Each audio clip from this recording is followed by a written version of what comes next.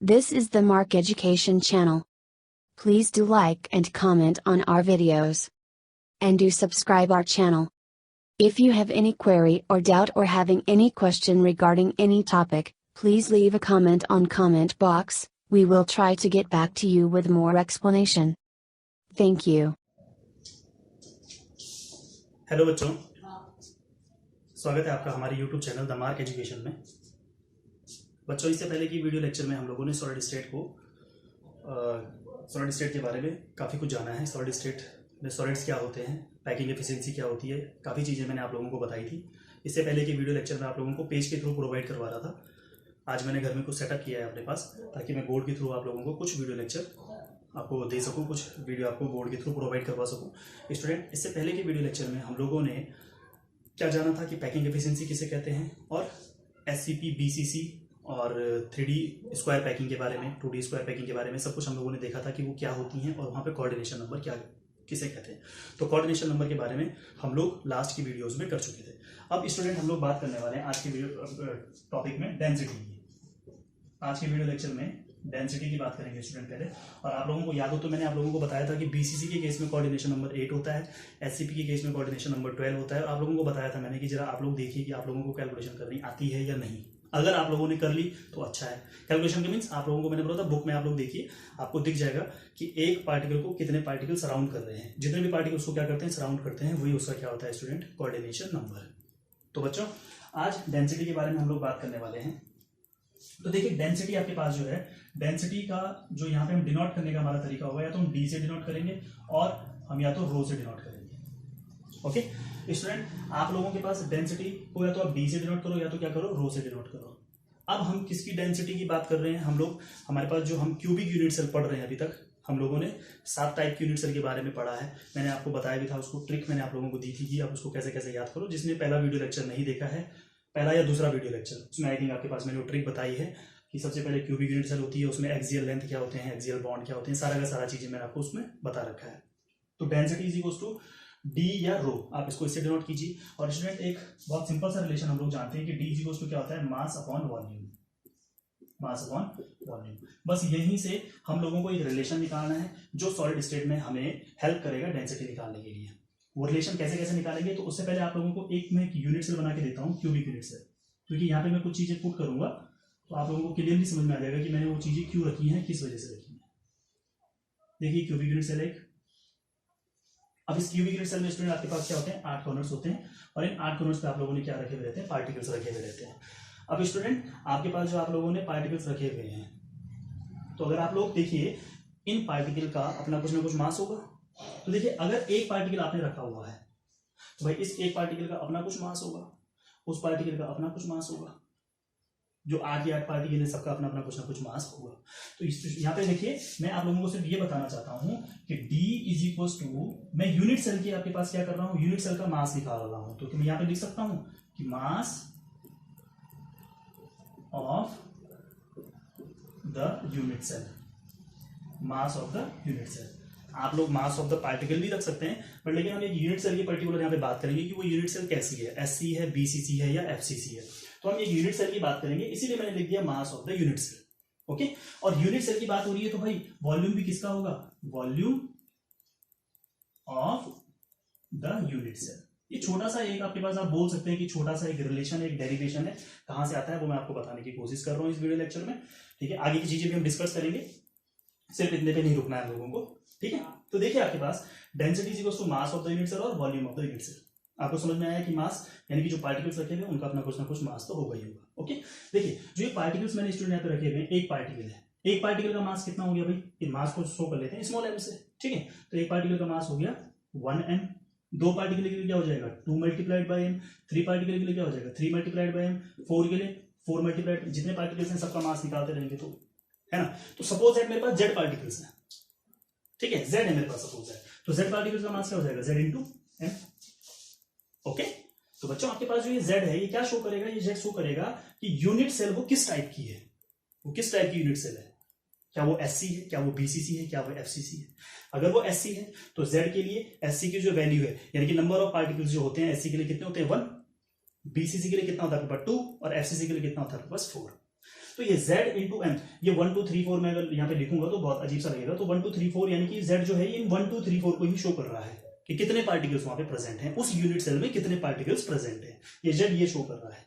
और उनका मास क्या है, मैंने स्मॉल m से उसको डिनोट किया है फिलहाल के लिए, ठीक है। देखिए d इज इक्वल टू क्या लिख सकते हैं हम, z into m upon volume of the unit cell. Unit cell किस टाइप की है, तो स्टूडेंट आप लोग देखें तो यूनिट सेल किस टाइप की है, क्यूबिक यूनिट सेल है ना, क्यूबिक यूनिट सेल ऑब्वियसली। कैसे कैसे बनती है, कैसे कैसे बनती है, आप लोगों को याद हो तो मैंने आप लोगों को लेटेस्ट पॉइंट से मिला के क्यूबिक यूनिट सेल को बनाया था, रेपिटेशन करके, याद होगा आप लोगों को, ठीक है। यूनिट सेल किसे कहते हैं कि बार बार रिपीट करके जो चीज जनरेट होती है उसी को हम लोग क्या बोलते हैं, क्यूबिक यूनिट सेल या unit cell, sorry not a cubic unit cell, क्योंकि क्यूब बना था इसलिए क्यूबिक यूनिट सेल बोला था। तो भाई हमारे पास क्यूब के वॉल्यूम का फॉर्मूला क्या होता है, यूनिट सेल किस टाइप की है, क्यूब के टाइप की, तो क्यूब के वॉल्यूम का फॉर्मूला क्या होता है, ए क्यूब, है ना, ए क्यूब। अब देखिए स्टूडेंट आपके पास, मैं यहां पे सपोज दैट, देखिए सपोज दैट एज्यूम करो मैंने यहां पे एवोगैड्रोस नंबर से नीचे और ऊपर मल्टीप्लाई कर दिया, नीचे और ऊपर मैंने एवोगैड्रोस नंबर से अभी बता रहा हूं क्यों किया। देखिए क्योंकि जो ये मास है, अभी तक अगर आप देखें तो ये मास जो था किसके लिए था, एक पार्टिकल के लिए, ये मास किसके लिए था, दो पार्टिकल के लिए। अब सपोज दैट मैं Na का मल्टीप्लाई कर देता हूं इसमें, आप लोग समझ पा रहे होंगे, अगर आप लोगों ने मोल कॉन्सेप्ट को अच्छे तरीके से पढ़ा है क्लास 11th में, और नहीं भी पढ़ा है तो चलो कोई बहुत बड़ी बात नहीं है ना। देखिए भाई जो आपके पास एक पार्टिकल का मास है वो 1m था, तो सपोज दैट मुझे 1 मोल पार्टिकल का मास चाहिए, 1 मोल पार्टिकल का मास, तो मैं क्या करूंगा, m multiplied by Na। 1 mole बराबर is equal to 1 mole is equal to किसके होता है, 1 मोल किसके बराबर होता है, Na के बराबर होता है, ये आप लोगों को अच्छी तरीके से पता है ना।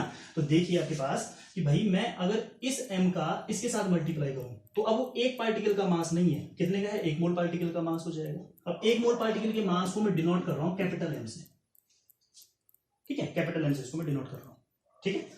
तो D is equal to Z into M upon A cube into Na, ये रिलेशन बन जाएगा। और यही रिलेशन हमें यूज करना है डेंसिटी निकालने के लिए, ये रिलेशन हमें यूज करना है डेंसिटी निकालने के लिए। इसको जो मैं मिटा रहा हूं इस तरफ से, ठीक, ये रफ है।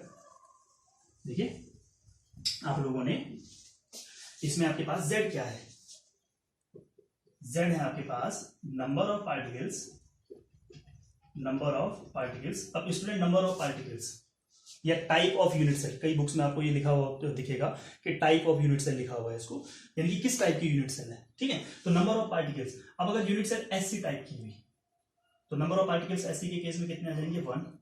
अगर वो बीसीसी टाइप की हुई तो कितने आ जाएंगे, 2। और अगर वो एफसीसी टाइप की हुई तो कितने आ जाएंगे आपके पास, 4। इतना क्लियर हो जाता है। तो इनकी जेड की वैल्यू 1 2 4 कुछ भी हो सकती है, ठीक है। एफसीसी को सीसीपी भी बोल देता है, बोल क्या देता है, होता हुई है सीसीपी, क्यों भी क्लोज पैकिंग, सीसीपी और एफसीसी दोनों एक ही है, ठीक है। और एचसीपी भी आपके पास बहुत बार आता है। एचसीपी में क्यों नहीं लिख रहा हूं, पहले मैं आपको एचसीपी की नंबर ऑफ पार्टिकल्स की कैलकुलेशन करके दिखाऊंगा, देन आपको पता चल जाएगा कि जेड की वैल्यू एचसीपी के लिए कितनी होती है। ओके, लिखने से कुछ नहीं होगा, क्योंकि मैं लिख दूंगा तो हो सकता है शायद आप लोगों के दिमाग में ये रह जाए कि कहां से आई ये वैल्यूज, क्योंकि इनकी तो मैं कैलकुलेशन करा चुका हूं, एंड सेंट्रल क्यूबिक के लिए भी करा चुका हूं, है ना।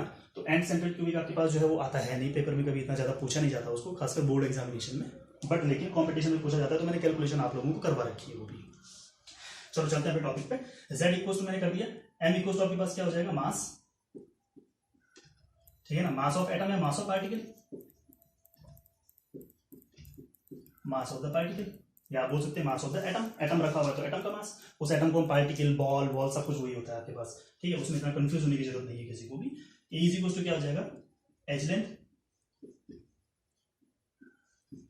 ठीक है, एज लेंथ। अब स्टूडेंट आपके पास d इज इक्वल टू क्या है, वो सभी को पता है, डेंसिटी। और n इज इक्वल टू मेरे ख्याल से लिखने की तो नीड नहीं है, n इज इक्वल टू क्या होता है, Avogadro's number, Avogadro's number.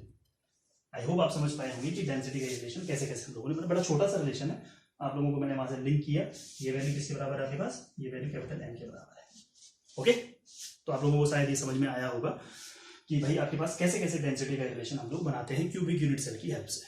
Okay, तो स्टूडेंट आप लोग इसको सबसे पहले तो पॉज कीजिए, इतने पार्ट को उतारिए, उसके बाद हम आगे डिस्कस करते हैं। ओके, तो आप लोगों ने इस चीज को उतार लिया, आप लोगों ने इस चीज को। तो स्टूडेंट आप लोगों के पास होपफुली आप लोग समझ पा रहे होंगे, मुझे थोड़ा सा कैमरा भी देखना पड़ रहा है, ठीक, देखिए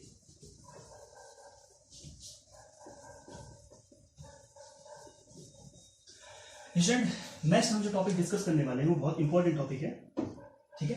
देखिए, पोजीशन ऑफ टेट्राहेड्रल वॉइड और ऑक्टाहेड्रल वॉइड, यानी कि लोकेशन भी आप बोल सकते हैं,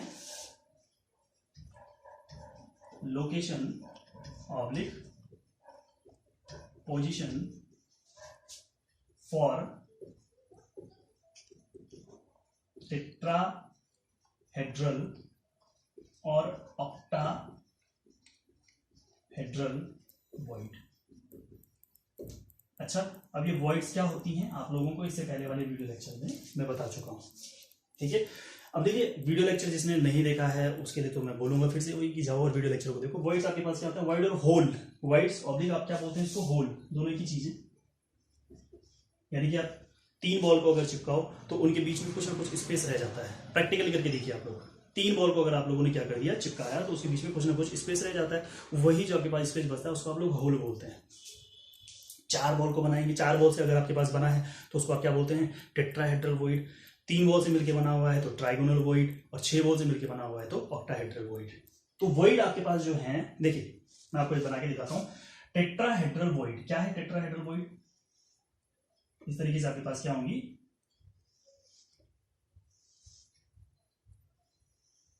ये देखिए, इन 3 बॉल को अगर आप चिपकाओगे, कितना भी क्यों ना चिपकाओ स्टूडेंट, तो बीच में कुछ ना कुछ स्पेस तो रह जाता है। जो स्पेस रह जाता है उसी को आप क्या बोलते हैं, होल या वॉइड।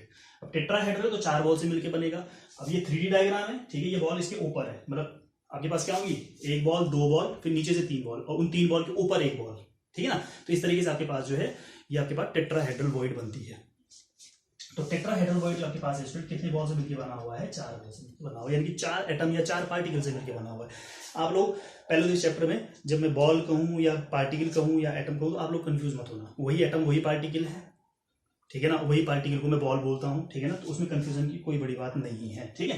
देखिए, कहीं आप लोग सोचो कि सर कभी बॉल बोलते हैं, कभी पार्टिकल बोलते हैं, कभी एटम बोलते हैं, कुछ अलग अलग चीजें, तो नहीं, वो अलग अलग चीजें नहीं है, वही है, ठीक है। देखिए, तो आपके पास स्टूडेंट हम बात करेंगे पहले कि पोजीशन फॉर टेट्राहेड्रल वॉइड या location for tetrahedral void in, tetrahedral void और ऑक्टाहेड्रल वॉइड किसमें, इन एफसीसी और सीसीपी, दोनों एक ही हैं, ठीक है।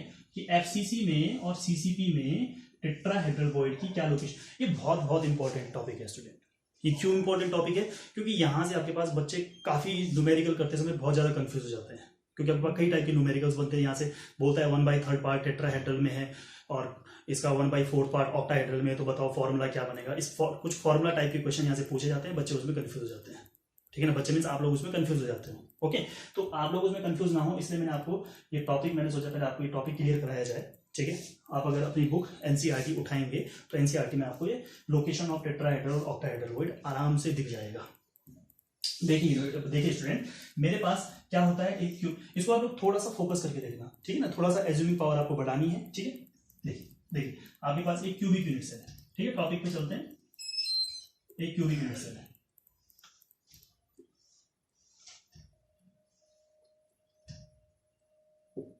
अब इस क्यूबिक यूनिट सेल में याद रखिए, ये क्यूबिक, अभी मैं बात करूंगा हर एक चीज की कि टेट्राहेड्रल वॉइड एफसीसी और सीसीपी में कहां पे होते हैं, ठीक है, और ऑक्टाहेड्रल वॉइड एफसीसी और सीसीपी में कहां पे होते हैं, वो भी बात करेंगे। तो लेकिन पहले मैं आपको कुछ चीज बता देता हूं यहां से, ठीक है। देखिए, ये एक आपके पास क्यूबिक यूनिट सेल है, हम लोग अच्छी तरीके से जानते हैं क्या है ये क्यूबिक यूनिट सेल है। 8 कॉर्नर्स होंगे इस पे, बिल्कुल होंगे, ठीक। देखिए इस तरीके से, ये सभी को पता है 8 कॉर्नर्स होते हैं, ठीक है, और छोटी सी बात है, ओके। अभी जो 8 कॉर्नर्स आपके पास हैं स्टूडेंट, याद कीजिए कि बीसीसी के केस में एक पार्टिकल कहां पे रहता है, सेंटर में, है ना। अब इस सेंटर के लिए हमारे पास कितने बॉडी डायगोनल यहाँ पे प्रेजेंट होंगे, बहुत बहुत इंपॉर्टेंट है। आपको मैं जो बताने जा रहा हूं वो बहुत बहुत इंपॉर्टेंट है। देखिए कितने बॉडी डायगोनल यहाँ पे प्रेजेंट होंगे, मैं उन बॉडी डायग्राम को आपको दिखाता हूँ और आपको यहीं पे एक छोटा सा डायग्राम दिखाया जाएगा। इसके बाद जब मैं आपके पास बात कर रहा हूँ कि एफसीसी और सीसीपी में टेट्राहेड्रल वॉइड कहाँ पे होती है और कितनी होती है, तो छोटा सा डायग्राम आपको दिखाया जाएगा। क्योंकि स्टूडेंट देखिए, मैं पहले ही बता चुका हूँ आपको कि यहाँ पे चाहे NaCl का क्रिस्टल हो, ZnS का क्रिस्टल हो, CsCl का क्रिस्टल हो, किसी भी चीज का क्रिस्टल क्यों ना हो, सारा का सारा प्रैक्टिकली किया जा चुका है, वो सारा थ्योरेटिकल नहीं है। तो इसकी थ्योरी आपको पहले आनी चाहिए, वही मैं आपको समझाने की कोशिश कर रहा हूँ। ओके, देखिए तो हमारे पास जो टेट्राहेड्रल वॉइड होते हैं, आप सोच रहे होंगे कि मैंने यहाँ पे सेंटर में क्यों लगाया, ठीक है, तो उसका मैं आपको आंसर दे रहा हूँ क्योंकि हमारे पास जो टेट्राहेड्रल वॉइड होते हैं स्टूडेंट, वो आपके पास कहाँ होते हैं, बॉडी डायगोनल पे होते हैं। अब बॉडी डायगोनल को बीसीसी के साथ रिलेट मत करना प्लीज, ठीक है ना, फेस डायगोनल अलग होता है, बॉडी डायगोनल अलग होता है, ठीक है। देखिए तो हमारे पास जो टेट्राहेड्रल वॉइड होते हैं, टेट्राहेड्रल वॉइड, वो कहां पे प्रेजेंट होते हैं, tetrahedral void present in body diagonal, in body diagonal. अब ये बहुत इंपॉर्टेंट हो जाता है हमारे लिए कि एक क्यूब में कितने बॉडी डायगोनल होते हैं, एक क्यूब में कितने बॉडी डायगोनल होते हैं। तो बॉडी डायगोनल का मतलब मेरा इस चीज से आपके पास, देखिए आपके पास जिस कमरे में आप लोग पढ़ाई कर रहे हो, जिस भी कमरे में आप लोग पढ़ाई कर रहे हो, तो उसके एक कॉर्नर को डायगोनली नीचे मिला दो, इस तरीके से, समझ रहे ना, उस कॉर्नर को नीचे मिला दो ऐसे में, तो वो हो गया आपके पास एक डायगोनल, ठीक है ना। डायगोनल रिलेशनशिप आप लोगों ने मैथ्स में भी पढ़ा होगा, डायगोनल का मतलब हमें एक कॉर्नर से दूसरे कॉर्नर को मिलाना है। तो देखिए आपके पास इस क्यूब में कितने ऐसे होंगे भाई बॉडी डायगोनल, इस वाले को यहां से यहां मिलाओ जरा, ज्यादा मैं हॉस पॉस नहीं करूंगा यहाँ पे ताकि आप लोगों को क्लियरली समझ में आए। एक, ठीक है, दो, ठीक है, थोड़ा सा तिरछा होगा तो कोई बात नहीं, ये लाइन आप लोग थोड़ा सा सीधा करना है इसमें से, ठीक है, थोड़ा पार्टिकल जो है थोड़ा सा नीचे कर लेते हैं इसको, ये देखिए, ठीक। तो कितने हो गए आपके पास, 1 2, ठीक है। अब ये वाला आपके पास जो है, ये वाला यहां से हो गया, ये बीच में हो गया 2 3, और जो ऊपर ये वाला कॉर्नर और ये वाला कॉर्नर है, तो इस वाले को भी मिलाएंगे यहां से, लेकिन ये थोड़ा सा इस तरीके से करना पड़ेगा इसको, ठीक है, ये ऐसा और ये ऐसा, ठीक, 1 2 3, और आपके पास ये यहां से देखो, ये यहां से 1, ये यहां से 2 3 और ये 4, टोटल 4 बॉडी डायगोनल है हमारे पास। टोटल कितने हमारे पास, एक क्यूब में कितने बॉडी डायगोनल होते हैं, 4 बॉडी डायगोनल। देखिए ये थोड़ा सा जो डायग्राम है थोड़ा सा हो सकता है कि आपको थोड़ा सा कॉम्प्लिकेटेड लग रहा हो, बट लेकिन आप खुद बनाने की कोशिश करो, आप लोगों को पता चलेगा, ठीक है। मैं आपको एक बार फिर से बना के दिखाता हूं, देखिए फिर से आपको एक बार बना के दिखाता हूं, इस समय एक ही दिखाऊंगा, सारे नहीं दिखाऊंगा, बाकी आप एज्यूम करना उसको, ठीक है, कि हाँ ये वाला अगर उस तरफ मिला देंगे तो एक वो भी होगा, ठीक है। तो मैं देखिए बताता हूं कैसे, ये क्यूब है मेरे पास,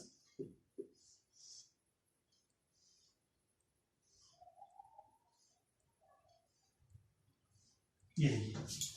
अब स्टूडेंट ये जो आपके पास कॉर्नर्स हैं, ये आपके पास कॉर्नर्स हैं, सभी जानते हैं, ठीक है, सारे कॉर्नर्स मैं नहीं बना रहा। अब सेंटर में जो पार्टिकल है, जो सेंटर में पार्टिकल है, देखिए अब ये वाला कॉर्नर और ये, मैंने बोला ना एक कॉर्नर को दूसरे कॉर्नर से मिला देंगे तो क्या बन जाता है, बॉडी आपके पास क्या बन जाएगा, एक डायगोनल बन जाएगा, ठीक है। तो मैंने यहां से और यहां से इसको ऐसे मिलाया, ये देखिए मिला दिया इसको मैंने, तो एक बॉडी डायगोनल ये हो गया।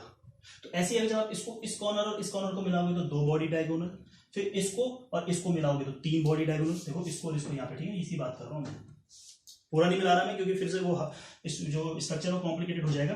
तो आप लोग मिला के देखिए खुद, इसको यहाँ मिलाया 1, इसको यहाँ मिलाया 2, इसको इसके साथ मिलाया 3, और जो फेस में होते हैं यहाँ पे 2, इस तरीके से उन 2 को मिलाएंगे तो कितने हो जाएंगे आपके पास, टोटल 4 हो जाएंगे ना। तो एक आपके पास जो क्यूब है उसमें कितने बॉडी डायगोनल होते हैं, 4 बॉडी डायगोनल।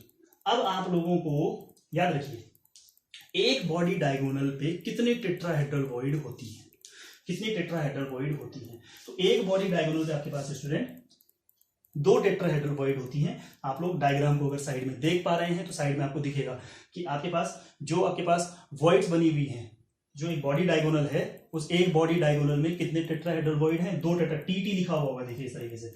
जब पास आपके पास इस समय यहाँ पे स्ट्रक्चर आपके सामने आ रहा है तो उसमें अगर आप लोग देख पा रहे हैं तो देखिए ये वाला कॉर्नर और ये वाला कॉर्नर, देखिए ये वाला कॉर्नर और ये वाला कॉर्नर पकड़ लिया मैंने, ठीक है।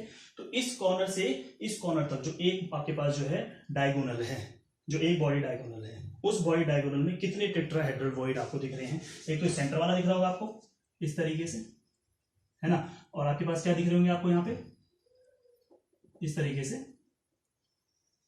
इस तरीके से दिख रहा होगा आपको, देख पा रहे हैं आप डायग्राम में। तो देखिए आपके पास स्टूडेंट जो आपके पास कॉर्नर पे है वो आपके पास टेट्राहेड्रल वॉइड नहीं है, जो आपके पास सेंटर में है ये भी आपके पास टेट्राहेड्रल वॉइड नहीं है। आप लोग समझ रहे हैं ना, ठीक है।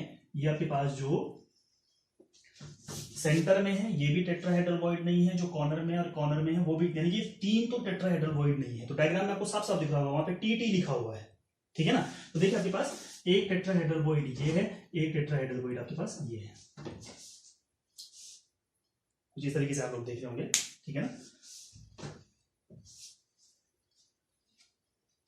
तो स्टूडेंट नीचे से इसको आपको देखा एक टेट्राहेड्रल है, इसको आप लोगों ने छोड़ दिया, और फिर उसके बाद आपके पास क्या है, एक टेट्राहेड्रल है। तो जो ऊपर और ये वाले हैं ये टेट्राहेड्रल नहीं, जो सेंटर में वो भी टेट्राहेड्रल नहीं है। तो टेट्राहेड्रल एक बॉडी डायगोनल पे कितने टेट्राहेड्रल है टोटल, 2, ठीक है ना। It means one body diagonal में कितने टेट्राहेड्रल हो गए, वन बॉडी डायगोनल कितने, 2 टेट्राहेड्रल 2 टेट्राहेड्रल ओके। थोड़ा सा ये सेटअप आज घर में किया है तो बोर्ड हिल भी रहा है थोड़ा सा, बट लेकिन आपको समझ में आ रहा होगा।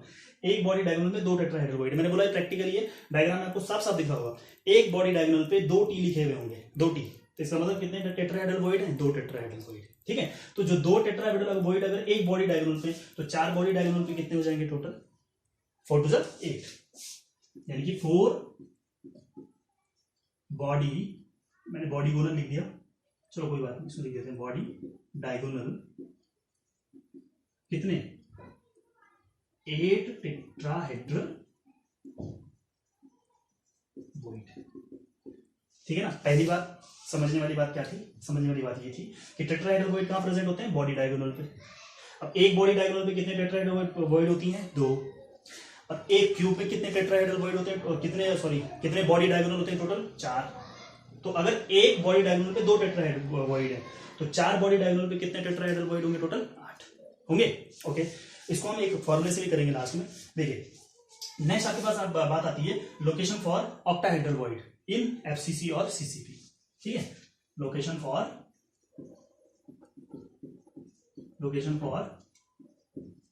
ऑक्टाहेड्रल इन एफसीसी और सीसीपी, एफसीसी और सीसीपी, ठीक है। देखिए तो आपके पास जो लोकेशन,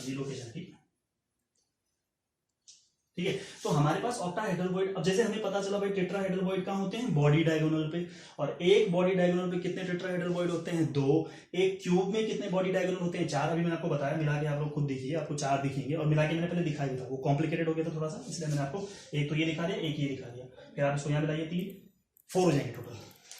तो 4 बॉडी डायगोनल पे कितने हो जाएंगे टेट्राहेड्रल 8 टेट्राहेड्रल। अब बात को समझते हैं जरा सा आगे कि भाई जब हमारे पास ऑक्टाहेड्रल हैं वो कहां पे होंगी, वो भी हमें पता होना चाहिए स्टूडेंट। अगर हमें वो पता है तो हमें सब कुछ पता चल जाएगा, ओके। तो ऑक्टाहेड्रल हमारे पास जो है स्टूडेंट, सबसे पहली बात, एक तो आपके पास होती है एज पे, जैसे टेट्राहेड्रल है वो कहां पे होते हैं, टेट्राहेड्रल होते हैं आपके पास बॉडी डायगोनल पे। तो हमारे पास जो ऑक्टाहेड्रल है वो कहां पे होती है आपके पास, एक तो होती है आपके पास कहां पे, एज पे, ठीक है। अच्छा एक बात और है कि यहाँ पे आप लोगों को कई बार बोल सकता है कि भाई बताओ कि इस टेट्राहेड्रल की यहाँ से लेके यहाँ तक की डिस्टेंस कितनी है, डिस्टेंस भी पूछ सकता है आप लोगों को। तो डिस्टेंस भी आप लोगों को निकालनी आनी चाहिए, ओके। तो वो डिस्टेंस वाला रिलेशन मैं आपको बता दूं कि डिस्टेंस जो होती है वो कितनी होती है, √3a/4। डिस्टेंस जो होती है वो √3a। कॉम्पिटिशन में पूछा जाता है, नॉर्मली बोर्ड एग्जाम में तो नहीं पूछा जाएगा, कॉम्पिटिशन में पूछा जाता है कि जरा बताओ कि भाई हमारे पास यहाँ से लेके और यहाँ तक की जो डिस्टेंस है वो कितनी है। एक बॉडी डायगोनल पे अगर हमने टेट्राहेड्रल को रखा हुआ है तो कितनी डिस्टेंस पे रखा हुआ होगा, यानी कि या कितनी डिस्टेंस के बाद हमें कोई टेट्राहेड्रल मिलेगी, ये पूछ सकता है, ओके। तो √3a/4 डिस्टेंस से हम ट्रेवल करेंगे तो हमें टेट्राहेड्रल मिलेगी। कहां से आता है, जरा याद कीजिए बीसीसी के लिए R और A का रिलेशन। 4R = कितना आता था, 4R = √3a आता था ना आपके पास, √3a। तो R = कितना हो जाएगा आपके पास, √3a/4 है ना। तो यहां से लेके यहां तक R ही तो है, यहां से लेके यहां तक R इस तरीके से। तो कितना हो जाएगा आपका टोटल, √3a/4 की डिस्टेंस पे ये, ठीक है ना। बोर्ड में नहीं पूछेगा, जनरली आपके पास पूछ देता है, कभी कंपटीशन में अगर उसने पूछ दिया तो आप लोगों को पता होना चाहिए कि हमें जो टेट्राहेड्रल है वो कितनी डिस्टेंस पे मिलने वाली है, √3a/4 की डिस्टेंस पे हमें मिलने वाली है, ठीक है।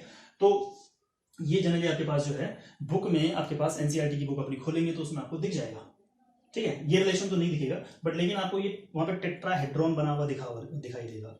ये अलग से एक लाइन आपको नहीं दिखेगी, ये मैं आपको डायग्राम में मैंने आपको दिखाया है अभी, ठीक है ना, कैसे कैसे होता है। तो स्टूडेंट आपके पास ऑक्टाहेड्रल वॉइड कहाँ पे प्रेजेंट होती है? एक तो एज पे प्रेजेंट होती है, ठीक है। अब दूसरी बात कि भाई हमारे पास एक तो एज पे जो प्रेजेंट होगी तो वो उसको कितने आपके पास जो है एटम्स जो है वो सराउंड कर रहे होंगे, ये हमें पता होना चाहिए। जो एज पे होगा, ठीक है, एज पे जो होगा उसको कितने आपके पास जो है एटम इधर उधर से टच कर रहे होंगे या सराउंड कर रहे होंगे, कितने एटम से घिरा हुआ होगा वो हमें देखना है एक तो एज पे, ठीक है। तो मैं आपके पास यहाँ पे एक फिर से क्यूब बना रहा हूं ताकि क्लियर आपको मैं बता सकूं।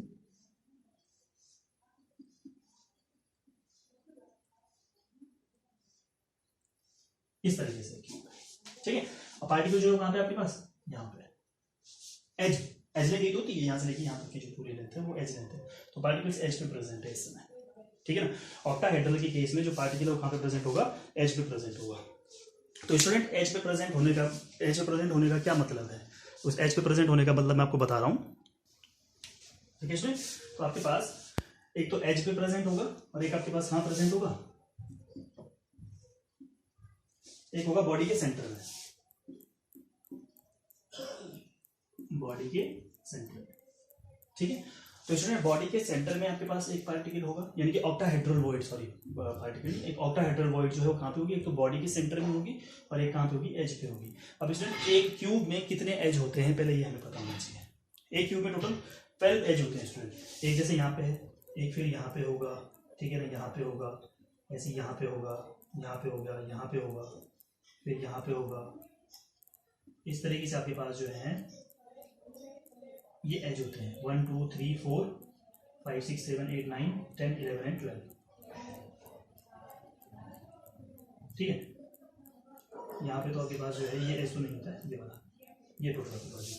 इस तरीके से आपके पास एज होते हैं। तो एक क्यूब में टोटल आपके पास जो है 4 ऊपर 4 नीचे एज है, ठीक है ना। 2 ये आपके पास 8 और 2 10, ठीक है ना। 4 ऊपर की तरफ है, 4 नीचे की तरफ है। 1 2 3 4, देन 1 2 3 4, ठीक है ना। 1 2 3 4, 1 2 3, 1 2 3 4, तो 4 + 4 कितना हो गया? 8, ठीक है। तो आप टोटल जब इसमें गिनेंगे तो टोटल आपको 12 एज दिखेंगे यहाँ पे, ठीक है ना। इसको देखिए आपके पास यहाँ पे बना देते हैं सेपरेटली।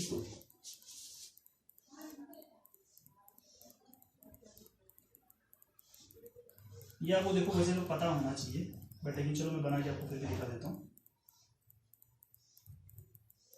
एक एज ये होगा स्टूडेंट, ठीक है। एक एज यहाँ पे होगा, ये होगा, और एक ये होगा, एक ये होगा, ये होगा,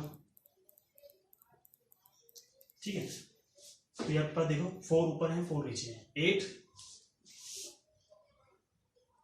9 10 11 और 12, ठीक है। इस तरीके से आपके पास ये एजेस होते हैं। तो यानी कि मेरा बोलने का टोटल मतलब ये है कि एक क्यूब में 12 एज आपके पास होते हैं, 12 एजेस। तो अब देखिए बॉडी का जो मैं बात कर रहा था कि जो पार्टिकल है, जो एज की बात कर रहा था, जो बॉडी ऑक्टाहेड्रल जो है, ऑक्टाहेड्रल वॉइड जो है कहां पे होगी आपके पास? ऑक्टाहेड्रल वॉइड आपके पास बोल रहा है कि एक तो होगी एज पे और एक होगी बॉडी सेंटर में। तो एज पे जो ऑक्टाहेड्रल वॉइड होगी तो कितने एटम से सराउंड होगी टोटल? देखिए स्टूडेंट आपके पास ये टोटल 6 एटम से सराउंड होता है, 6 तरीके से, ठीक है ना। 3 नीचे की तरफ होंगे, 3 ऊपर की तरफ होंगे, इस तरीके से 1 2 3 4 5 6। तो मतलब आपके पास जो है 6 जो है आपके पास 6 जगह से ये घिरा हुआ होगा एज का जो पार्टिकल है। तो एज का पार्टिकल 6 जगह से घिरा हुआ रहता है।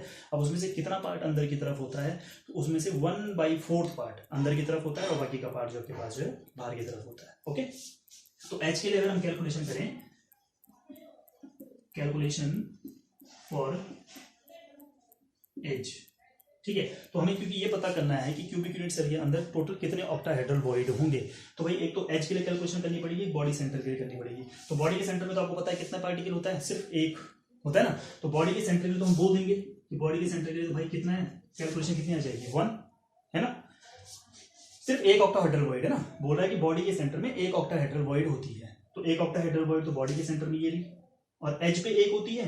तो एज में तो हमें पता है कि एज जो हमारे पास होगा वो आधा तो बाहर की तरफ होगा, आधा अंदर की तरफ होगा। आधा का मतलब 1/4 उसका अंदर की तरफ होता है, बाकी उसका बाहर की तरफ होता है, ठीक है। अब कैलकुलेशन फॉर एज जब हम करेंगे, टोटल एजेस कितने हैं? 12, अभी दिखाया मैंने आपको 12 में से कितना पार्ट 1/4 पार्ट अंदर की तरफ है, तो कितना हो जाएगा टोटल 4 3 जा 12। अब इस 3 को इस 1 के साथ ऐड करेंगे तो 3 + 1 कितना हो रहा है आपका टोटल 4। ओके 4। तो यानी कि आपके पास बॉडी डायगोनल जब हमारे पास टेट्राहेड्रल वॉइड होती है तो आपके पास एक एफसीसी या सीसीपी में कितनी टेट्राहेड्रल वॉइड होंगी, टोटल 8 टेट्राहेड्रल वॉइड। और उसी एफसीसी और सीसीपी में ऑक्टाहेड्रल की लोकेशन यानी कि पोजीशन जो ऑक्टाहेड्रल की है, ऑक्टाहेड्रल वॉइड की जो पोजीशन है, तो कहां पे होते हैं, तो बॉडी के सेंटर में होता है, कहां पे होता है, एच पे होता है। तो एच के लिए कितने होंगे आपके पास 3 ऑक्टाहेड्रल वॉइड, यानी कि एक एच पे 3 ऑक्टाहेड्रल वॉइड होंगी। और सेंटर में कितना होगा आपके पास 1 ऑक्टाहेड्रल वॉइड। तो टोटल कितने ऑक्टाहेड्रल वॉइड होंगे आपके पास यहाँ पे 4 ऑक्टाहेड्रल वॉइड। इसी को स्टूडेंट फाइनली मैं आपको एक छोटा सा फॉर्मूला बना के यहाँ पे करवा देता हूं। हम लोग जानते हैं कि in case of FCC z equal to कितना होता है 4। z वही number of particles per unit cell. अभी बोला था ना कि z की वैल्यू एससी के लिए 1, बीसी के लिए 2, तो एफसीसी के लिए कितनी होती है 4। निकाल रखी है हम लोगों ने पहले वाले लेक्चर्स में, ठीक है ना। तो इतना ज्यादा चौंकेगा मत कि कहां से 4 लिख रहा हूं मैं। तो z इक्वल टू कितना हो जाएगा 4। अच्छा आप लोग देखें कि भाई मैं यहाँ पे अगर बोलूं कि z, यहां पे अगर आप फॉर टेट्राहेड्रल वॉइड, ठीक है ना, क्योंकि एफसीसी और सीसीपी पे कर रहे हैं हम। तो इन केस ऑफ एफसीसी ऑब्लिक आप सीसीपी भी बोल लिख सकते हैं, वहां पे मैं ऊपर लिख देता हूं सीसीपी, ठीक है ना। तो एफसीसी और सीसीपी के लिए z की वैल्यू कितनी होती है 4। तो भाई 4 का अगर आप यहाँ पे देखें, 4 का ये कितना है टोटल, यहाँ पे डबल है, 4 2 से अगर हम करेंगे तो कितना आ जाएगा 8, है ना। तो अगर हम यहाँ पे कर दें कि भाई सपोज दैट मेरे पास z है और टेट्राहेड्रल वॉइड कितनी है n, है ना। तो भाई जो हमारे पास टेट्राहेड्रल वॉइड होती हैं बॉडी डायगोनल पे, टेट्राहेड्रल वॉइड जो देखो z की वैल्यू कितनी होगी हमारे पास यहाँ पे 4 होगी। तो एक बॉडी डायगोनल पे कितनी टेट्राहेड्रल वॉइड होती है 2, तो 4 2 से कितना आ जाएगा 8। ये n क्या शो करेगा कि एक बॉडी डायगोनल पे कितनी टेट्राहेड्रल वॉइड है। तो एक बॉडी डायगोनल पे 2 टेट्राहेड्रल वॉइड है, टोटल कितना आ जाएगा 4 × 2 = 8। तो हम यहाँ पे बोल सकते हैं इन केस ऑफ टेट्राहेड्रल वॉइड क्या फॉर्मूला बना सकते हैं, z × n, है ना। z 4 हो जाएगा और n का मतलब कितनी टेट्राहेड्रल वॉइड है एक बॉडी डायगोनल पे, ठीक है ना। How many tetrahedral void are present in one body diagonal. तो वन बॉडी डायगोनल पे कितना दिख रहा है हमें, एक बॉडी डायगोनल पे 2 टेट्राहेड्रल वॉइड है। तो उनको यहाँ रख देंगे z × 2 = कितना आ जाएगा टोटल 8, जो मैंने निकाला था, ठीक है। और हम ऑक्टाहेड्रल वॉइड के लिए फॉर ऑक्टाहेड्रल वॉइड तो हम बोल सकते हैं भाई कि यहाँ पे क्या है, सीधा सीधा n ही है, ठीक है ना, क्योंकि ये n के बराबर है ना। अब हम z भी बोल सकते हैं, बट लेकिन मैं z को इसलिए लिख रहा हूँ क्योंकि z तो पार्टिकल्स पर यूनिट सेल दिखाएगा ना। वॉइड के बारे में कौन बता रहा है, n बता रहा है, तो इसलिए मैंने इसको n लिख दिया। यानी कि ऑक्टाहेड्रल वॉइड जो है हम उसके सिर्फ और सिर्फ क्या लिख सकते हैं n क्या बताएगा आपके पास कि एफसीसी और सीसीपी में कितनी ऑक्टाहेड्रल वॉइड है टोटल। एक एफसीसी में, एक फेस सेंटर्ड क्यूबिक में कितनी ऑक्टाहेड्रल वॉइड होती हैं, तो यानी कि आपके पास कितनी ऑक्टाहेड्रल वॉइड होती है, हमारे पास टोटल वहां पे 4 ऑक्टाहेड्रल वॉइड्स, ठीक है ना। तो 4 ऑक्टाहेड्रल वॉइड को कौन शो करेगा n, तो यानी कि 4 है, क्योंकि z की वैल्यू भी n है, तो हम बोल सकते हैं भाई सीधा सीधा क्या आपके पास ये ऑक्टाहेड्रल वॉइड = n की वैल्यू कितनी है यहाँ पे 4 और n की वैल्यू कितनी है यहाँ पे 2, तो 4 × 2 = कितना हो जाएगा 8। क्लियर। तो स्टूडेंट होपफुली आप लोगों को समझ में आया होगा कि ये क्या चीज है, ठीक है ना। पोजीशन ऑफ टेट्राहेड्रल वॉइड, तो पोजीशन ऑफ टेट्राहेड्रल वॉइड या लोकेशन ऑफ टेट्राहेड्रल वॉइड हम लोगों को पता होना चाहिए कि एक बॉडी, पहले तो टेट्राहेड्रल वॉइड कहां पे होती है, टेट्राहेड्रल वॉइड होती है कहां पे, बॉडी डायगोनल पे, ठीक है ना। तो बॉडी डायगोनल पे टेट्राहेड्रल वॉइड होती है, तो एक बॉडी डायगोनल पे कितनी टेट्राहेड्रल वॉइड होंगी भाई 2, ठीक है। प्रैक्टिकली आपको डायग्राम की हेल्प से भी मैंने दिखाया था कि भाई कितना आपके पास यहाँ पे 2, ठीक है। वो डायग्राम सिर्फ आपको इसीलिए दिखाया था ताकि आप लोगों को क्लियर हो जाए कि हाँ ये प्रैक्टिकली हो चुके हैं, ठीक है ना। अदरवाइज आप लोग हो सकता है कि यकीन ना करें, कई बच्चे होते हैं सोचते हैं कि अपनी मर्जी से लिख दिया सर ने, ठीक है ना, अपनी मर्जी से कुछ नहीं लिखा है, वो प्रैक्टिकली हो चुका है, इसीलिए आपको बताया। अब कितनी डिस्टेंस होती है √3a/4, कहां से रिलेशन आता है, पहले कर चुके हैं बीसीसी केस में कि 4r = √3a, तो r = क्या हो जाएगा √3a/4। तो डिस्टेंस कितनी होगी √3a/4, यानी कि √3a/4 डिस्टेंस ट्रेवल करने के बाद मुझे एक क्या मिलेगी, टेट्राहेड्रल वॉइड मिलेगी। ओके, अब नेक्स्ट बात की हम लोगों ने कि भाई लोकेशन फॉर ऑक्टाहेड्रल वॉइड, तो ऑक्टाहेड्रल वॉइड के केस में ऑक्टाहेड्रल वॉइड जो है वो कहाँ पे प्रेजेंट होती है, एक तो होती है एज पे और एक होती है बॉडी के सेंटर में। तो जो सेंटर में होगी वो कितनी ऑक्टाहेड्रल वॉइड प्रेजेंट होगी, वहां पे सिर्फ एक, ना उसका पार्ट बाहर होगा, ना अंदर होगा, ना दाएं होगा, ना बाएं होगा, तो वो पूरी की पूरी 1 है ना। और एज पे जो होता है आपके पास, तो एज का 1/4 पार्ट अंदर की तरफ होता है। टोटल कितने एज हैं एक क्यूब में, एक क्यूब में आपके पास 12 एज होते हैं। तो 12 एज होते हैं तो मल्टीप्लाई किया कितना आ गया आपके पास 3। फिर एक सिंपल सा रिलेशन हम लोगों ने देखा कि भाई अगर आपके पास हम इसको देखें कि z की वैल्यू कितनी है 4, तो z equal to 4 multiply by 2 करें तो कितना आ जाएगा 8। n इज इक्वल टू क्या सोच कर रहा है, n is equal to show कर रहा है टेट्राहेड्रल वॉइड को, ठीक है ना। और यहाँ पे n किसको शो कर रहा है, ऑक्टाहेड्रल वॉइड को। तो भाई हमारे पास n टेट्राहेड्रल वॉइड को शो कर रहा है, तो एक टेट्राहेड्रल वॉइड सॉरी हाँ एक बॉडी डायगोनल पे कितनी टेट्राहेड्रल वॉइड होती है 2, तो यहाँ पे 2 रख देंगे, 4 × 2 8 आ जाएगा, और यहाँ पे तो कह रहे 4 ही है ना, तो यहाँ पे मल्टीप्लाई करने की जरूरत नहीं है। तो होपफुली आप लोग समझ पाए होंगे इसको।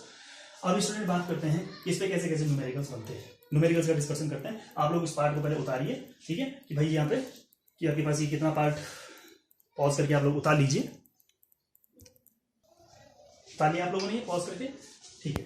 तो स्टूडेंट देखिए नेक्स्ट हम यहाँ पे इसी पे बेस कुछ क्वेश्चन करने जा रहे हैं, आप इसको समझ पाए होंगे, ठीक है। अब इस पे बेस क्वेश्चन आप लोगों ने कैसे कैसे करने हैं वो क्वेश्चन मैं आपको बताता हूँ। जैसे कैसे क्वेश्चन आपको पूछे जाते हैं पेपर में, बोर्ड में भी पूछे जाते हैं, सीबीएसई बोर्ड में भी पूछे जाते हैं, किसी भी बोर्ड में पूछे जाते हैं, ठीक है ना। और कंपटीशन में भी आपके पास ऐसे क्वेश्चन बहुत बार आते हैं आपके पास, ठीक है ना, भरमार होती है ऐसे क्वेश्चन की, ठीक है। तो स्टूडेंट क्वेश्चन कुछ ऐसा होगा आपके पास, देखिए कि अ कंपाउंड, क्वेश्चन मैं लिख रहा हूं अ कंपाउंड, आप लोग क्वेश्चन मेरे साथ उतारते रहिए। A compound is formed by 2 element x and y, okay। A compound is formed by 2 elements x and y atoms। अब हमें बता रहा है कि एक कंपाउंड है जो फॉर्म होता है x और y एटम से, ठीक है। अब ये बोल रहा है of the y बोल रहा है y as anion, y behave कैसा करेगा, एनाइन की तरह बिहेव करेगा, ठीक है। make CCP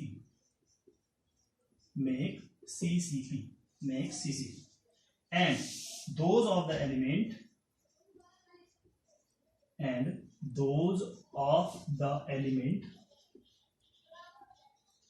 those of the element x कैसा है, x as cation, ठीक है। Compound is formed by 2 elements x and y atoms of y as anion, make CCP and those of the element x as cation occupy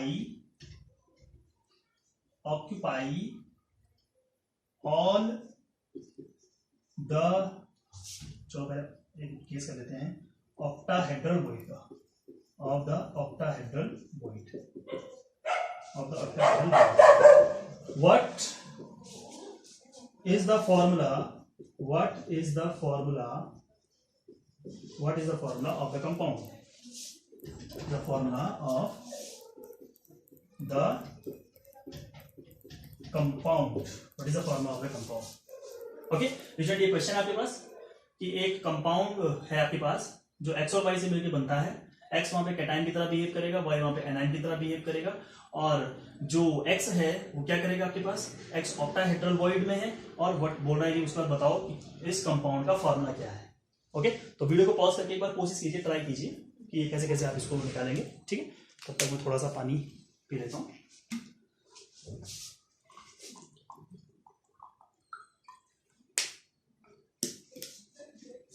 तो आप लोगों ने कर लिया इसको, कुछ कोशिश की होगी, चलिए ठीक है। देखिए जिनका तो आ गया अच्छा, और जिनका नहीं आया वो देखिए कैसे कैसे करना है इसको। देखिए सॉल्यूशन में सबसे पहली बात तो आप ये लिख लीजिए कि जो गिवन चीजें हैं, जनरली जो एनायन होता है वो क्या बनाता है, पैकिंग को बनाता है। ओके जनरली जो एनायन है वो क्या करता है आपके पास, पैकिंग को बनाता है। मतलब एक क्यूब है, उस क्यूब में उस क्यूब में क्या होगा, ये आपको ऐसे बनाने की जरूरत तो नहीं है, बट लेकिन मैं आपके लिए बना देता हूँ इसको। उस क्यूब में एनायन कौन है, वाई, तो यानी कि वाई क्या होंगे आपके पास कॉर्नर पे इस तरीके से, यहाँ पे वाई वाई वाई सारे क्या होंगे आपके पास, Y Y Y Y Y सारे वाई होंगे, है ना। और जो आपके पास एक्स है वो एक्स कहां पे है, बोल रहा है कि एक्स लोकेटेड इन या x occupy all the octahedral void, all the octahedral void. और केस कैसा है आप लोग देखिए तो सीसीपी, और सीसीपी के केस में हमने अभी देखा था कि सीसीपी के केस में ऑक्टाहेड्रल वॉइड कितनी होती है, तो यानी कि कितनी जगह को ऑक्यूपाई कर पाएगा, 4 ही तो होती है ऑक्टाहेड्रल वॉइड सीसीपी के केस में, है ना। तो इसको हम देखेंगे, गिवन है आपके पास, देखिए सीसीपी के लिए सबसे पहले तो आप क्या कर लीजिए, सीसीपी के लिए z की वैल्यू कितनी होती है 4, सीसीपी एफसीसी एक ही हुआ ना भाई। अगर आपके पास हमें लिख they make FCC oblique CCP, FCC भी लिख देगा तब भी 4, क्योंकि सीसीपी और एफसीसी एक ही है ना। तो आपके पास z इक्वल टू कितना आ गया यहाँ पे सीसीपी के लिए 4। अब हमें जैसे जैसे उसने बोला है वैसा वैसा हम करते हैं, ठीक है। x के लिए क्या बोल रहा है, x के लिए बोल रहा है x occupy all octahedral void, तो इसका मतलब, and we know that octahedral void in case of CCP, we know that octahedral void in case of CCP, लिख देते हैं यहां पे, we know octahedral void in CCP कितनी है, ऑक्टाहेड्रल वॉइड कितनी होती है आपके पास सीसीपी में 4, है ना, 4 ही तो होती है आपके पास। तो इसके मीन्स कि x जो है उसके नीचे हम कितना लगा देंगे भाई, सीधा सीधा 4, ठीक है ना। ये फॉर्मूला जब आपको बनाना होता है तो ऐसे ही लगाएंगे आप लोग, रेशियो निकालना होता है क्योंकि फाइनली, ठीक है, सिंपलेस्ट रेशियो निकल जाए या एक दूसरे से कैंसिल हो जाए, तो इसलिए 4 को आप यहाँ लगाए, यानी कि x जो है वो ऑक्टाहेड्रल वॉइड जो आपके पास होंगी कहां पे, ऑक्टाहेड्रल वॉइड जो आपके पास एफसीसी में होंगी तो कितनी होंगी 4, है ना।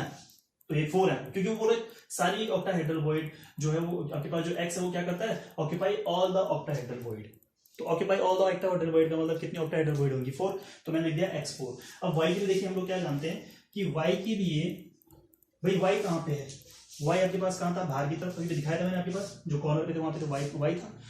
और कॉर्नर्स के लिए कितना कंट्रीब्यूशन होता है एफसीसी का, अगर आप लोगों को याद हो, याद है ना 4, ये तो होता है जब हम लोग लिखाते 1/8 into 8 is equals to 1, then 1/2 upon 1/2 into 6, क्योंकि 6 फेज होते हैं ना एफसीसी में, तो कितना हो जाता है 3 3 + 1 कितना हो जाता था 4। तो इसका मतलब आपके पास जो है y जो है y कितना है आपके पास, y भी कैसा है 4।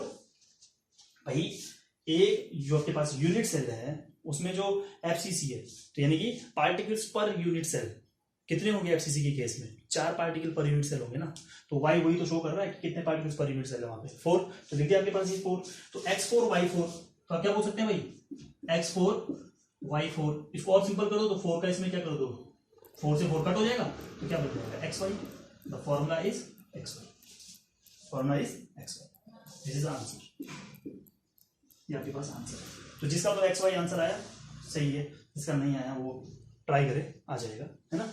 थोड़ा सा कॉम्प्लिकेटेड तो है बट लेकिन अगर एक बार समझना क्या है इसमें, इतना ही तो समझना है कि ऑक्टाहेड्रल वॉइड कहां पे होती है, टेट्राहेड्रल वॉइड कहां पे होती है, देन फॉर्मूला निकालो, बात खत्म करो। ओके, तो एक क्वेश्चन और करते हैं, चलो इसको पॉज करके आप लोग नोट कर लीजिए, एक क्वेश्चन और करते हैं।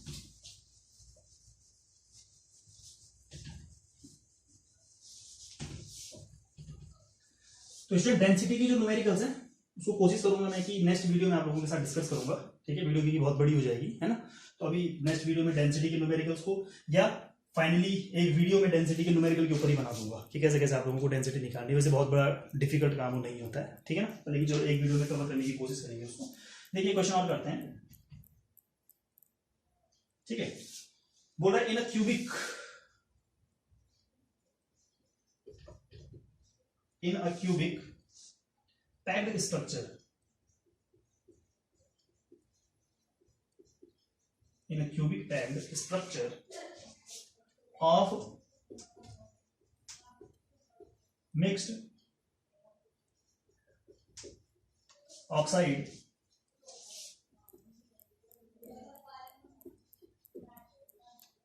the lattice is made up, the lattice is made up in a cubic packed structure, in a cubic packed structure of mixed oxide, the lattice is made up by oxide ion, by oxide ion. अच्छा, definitely negative ion पर जरूरी नहीं है, लेकिन generally हमेशा negative ion ही क्या करते हैं, किसी क्रिस्टल को फॉर्म करते हैं। ओके, लेकिन हमेशा नहीं, क्योंकि हम कुछ क्रिस्टल को भी इसके बाद आगे वाले लेक्चर्स में पढ़ेंगे, वहां पे आपको थोड़ा सा कई बार ये भी होगा कि कैटायन भी किसी चीज को फॉर्म कर रहा होगा, किसी क्रिस्टल को। ठीक है, किसी चीज को मतलब किसी क्रिस्टल को। Okay, by oxide ion. अच्छा, क्या बोल रहा है ये, in a cubic packed structure of mix oxide the lattice is made up by oxide ion. अभी बोल रहा है कि 1/5 पार्ट, 1/5 ऑफ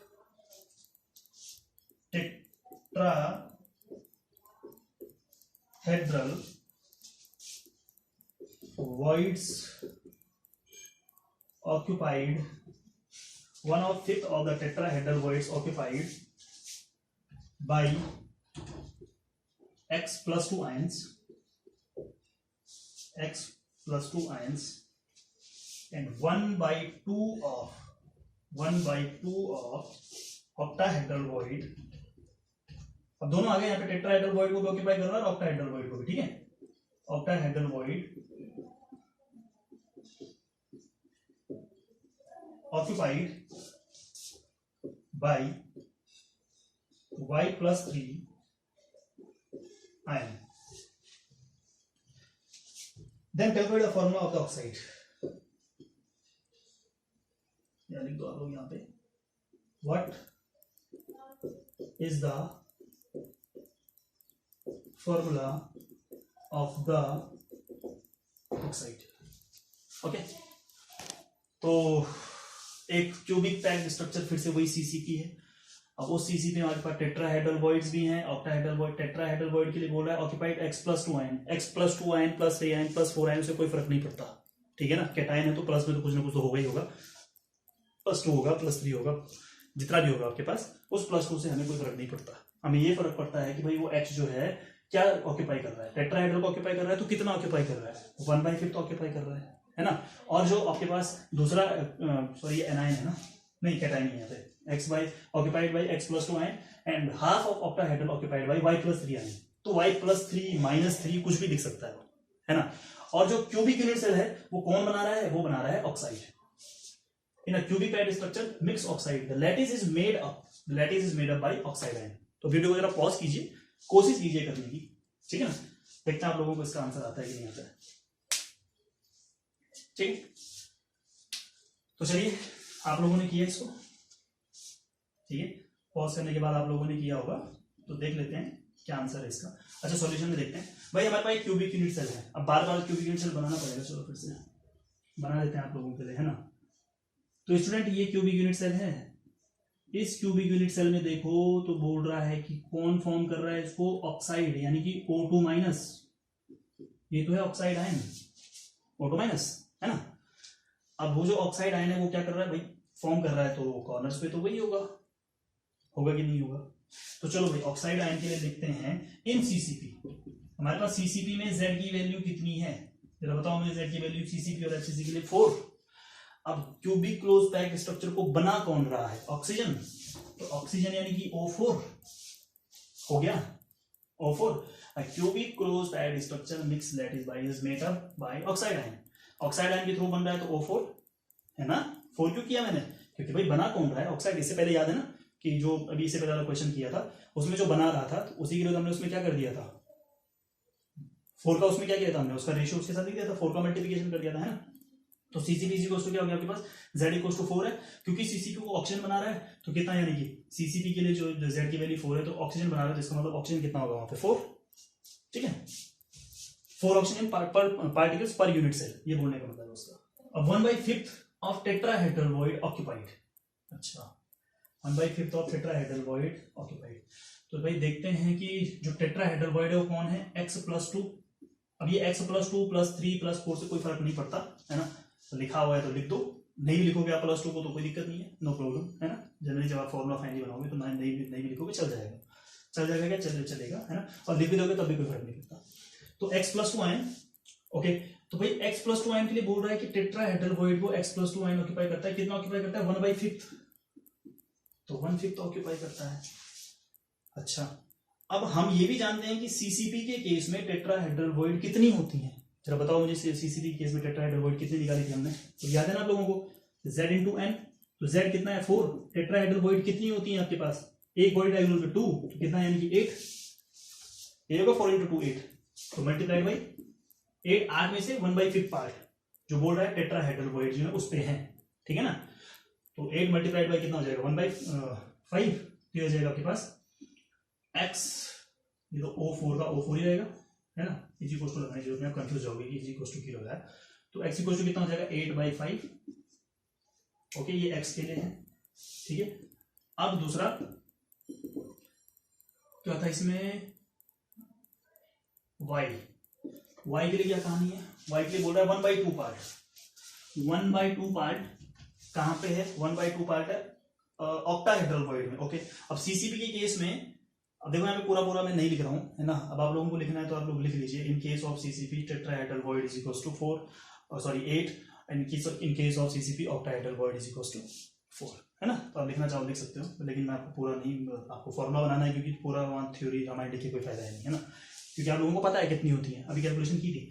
तो 1/2 मल्टीप्लाइड बाई बताइए मुझे कितना होता है 4, ऑक्टाहेड्रल वॉइड कितनी होती है आपके पास 4, तो 2 से 2 क्या हो जाएगा आपके पास, कैंसिल आउट, ये 2 से कितना हो जाएगा 4, तो हो जाएगा y2,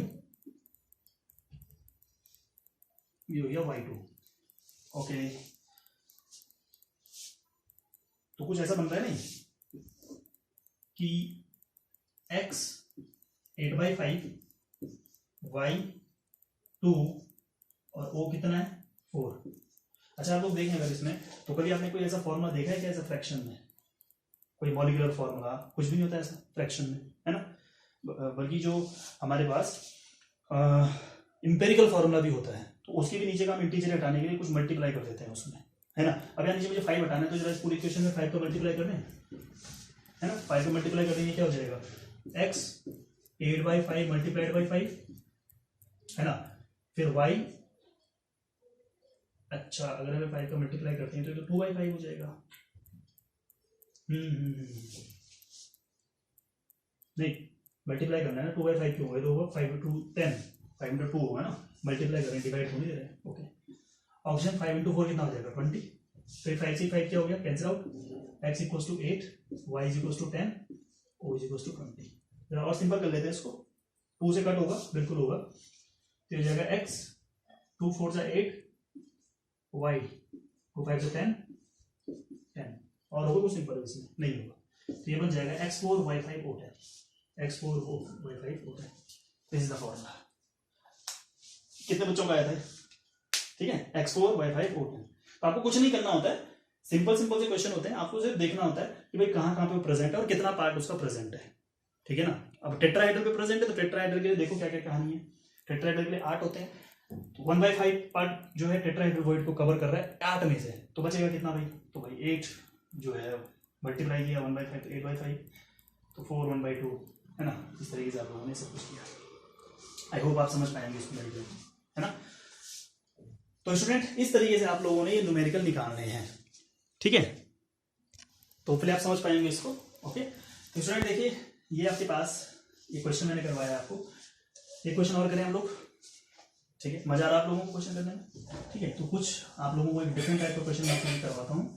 ये बेस्ड था कि एफसीसी के केस में टेट्राहेड्रल वॉइड, है ना, और ऑक्टाहेड्रल वॉइड हमारे पास एफसीसी में कितने होते हैं, और यानी कि सीसीपी में कितने होते हैं, और ऑक्टाहेड्रल वॉइड कितने होते हैं। अब थोड़ा सा एक डिफरेंट टाइप का क्वेश्चन करते हैं। अगर हमें सीसीपी ना दिया हो, कोई दूसरा दिया हो, तो स्टूडेंट उसके लिए आपके पास आपको पता, और जो मैं इसमें करवाने आपको जा रहा हूँ वो बहुत इंपॉर्टेंट क्वेश्चन है, काफी बार पूछा जा चुका क्वेश्चन है, ठीक है ना। तो आप लोग इस क्वेश्चन पे थोड़ा सा फोकस करना, ठीक है। वो मुझे गोला इसलिए करना पड़ रहा है ताकि मुझे ये पता चल जाए कि कैमरे पे उतना पार्ट नहीं आ रहा है ना, ठीक है। तो देखिए आपके पास एक क्वेश्चन, आपके पास एनसीईआरटी का क्वेश्चन है, बहुत अच्छा क्वेश्चन है। बोला है फेरिक ऑक्साइड, एक फेरिक ऑक्साइड है, ferric oxide crystallizes, ferric oxide crystallize in a HCP array, HCP array of oxide, of oxide ions with ferric oxide crystal in a SCP array of oxide ion with 2 out of 3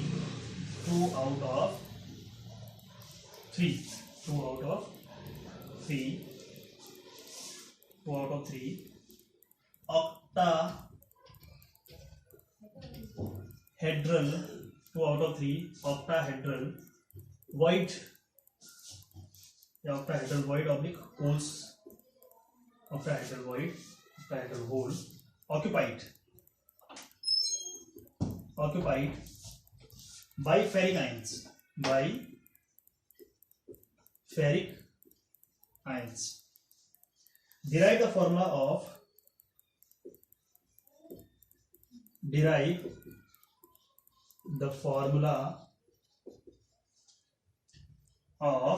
ferric oxide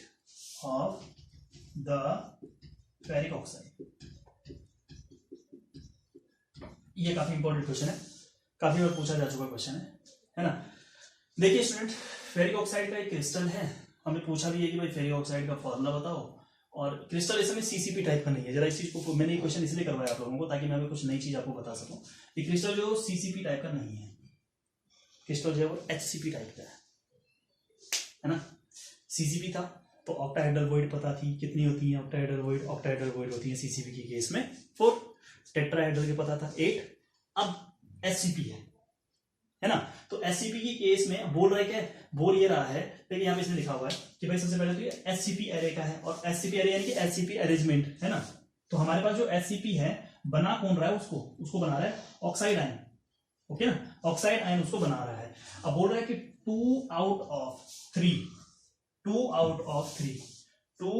यानी कि 2/3, सीधी सी बात है। 2 out of 3 का मतलब है 2/3, आप लिख सकते हैं यहाँ पे 2 out of 3 मीन्स ब्रैकेट में लिखा हूं मैं 2/3 पार्ट, ठीक है ना।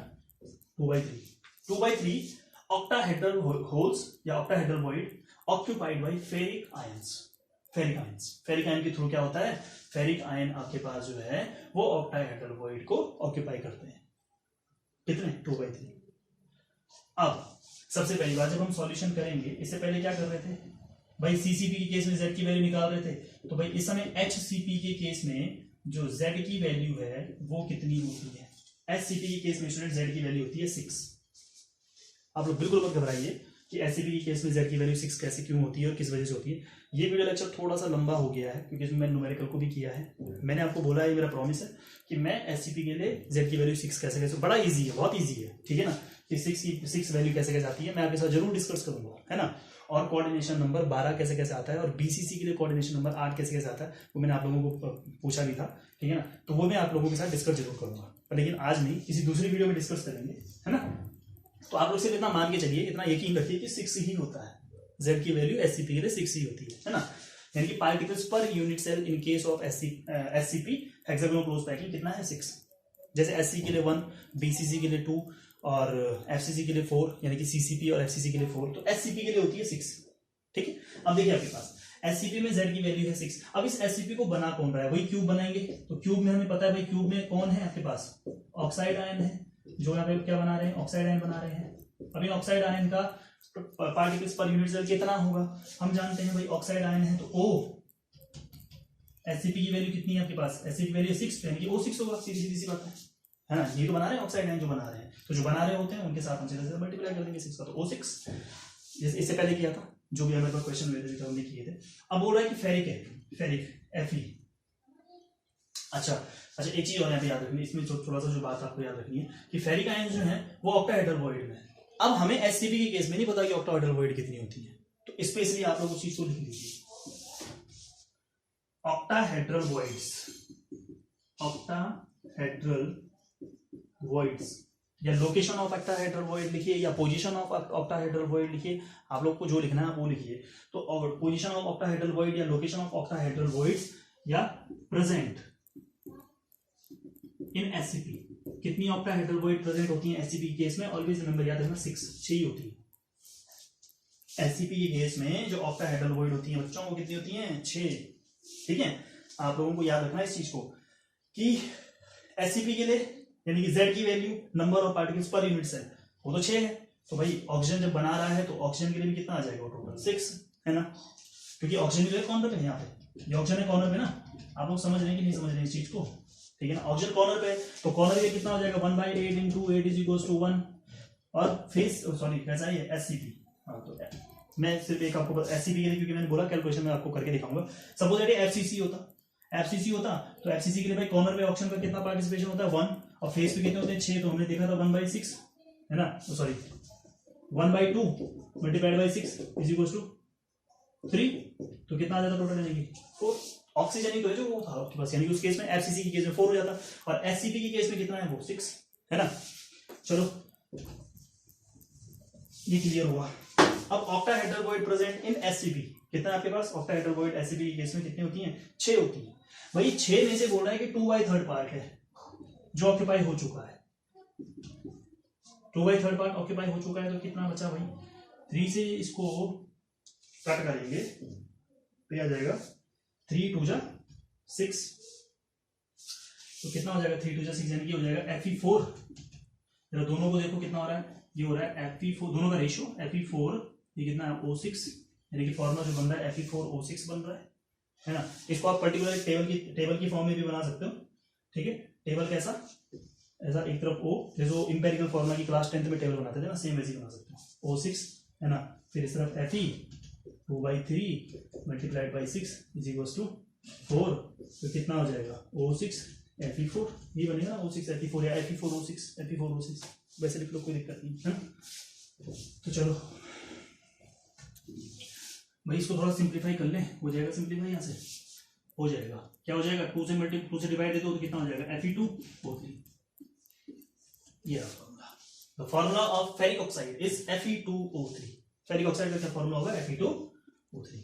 बहुत इंपॉर्टेंट है, बहुत बहुत बहुत ज्यादा इंपॉर्टेंट है ना, याद रखना इस चीज को, ये बहुत ज्यादा इंपॉर्टेंट है कि आपके पास ऐसे फॉर्मूला वाले क्वेश्चन पूछता है और फॉर्मूला वाले क्वेश्चन आपको पूछा जाता है। बताओ ये भाई आपके पास ऑक्टाहेड्रल वॉइड को ऑक्यूपाई कर रहा है, वो टेट्राहेड्रल वॉइड को ऑक्यूपाई कर रहा है, सीसीपी अरेंजमेंट है, एससीपी अरेंजमेंट है, तो बताओ क्या फॉर्मूला होगा।